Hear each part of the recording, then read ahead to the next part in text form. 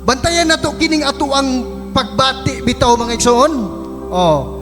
Kay usahay kining ato ang pagbati, mubati ning ato ang kasing-kasing sa mga butang nga dili kagustuhan sa Ginoo.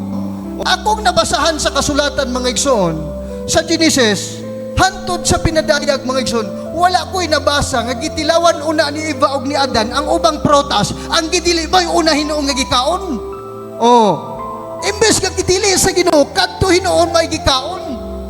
Unya, mo tay hinungdan mga igaligsoon nga naguba ang ilahang relasyon sa Dios tungod lagi sa pagbati.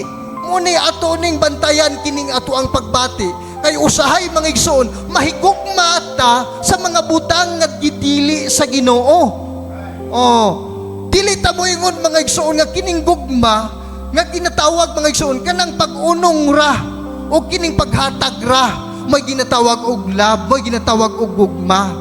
Bisan mga igsoon sa mga sistema sa kalibutan, nagkinabuhi ka mga igsoon, mo na giingon dito mga igsoon, kung nagkinabuhi ka sa mga butang nga kalibutan, imong gihatagan og higayon, imong gihigugma, mo na giingon sa kasulatan lagi nga, kung ang tao nagbuhat sa kalibutan, dili na siya Dios nun nga pagkatao, kung dili kalibutanon lang gihapon.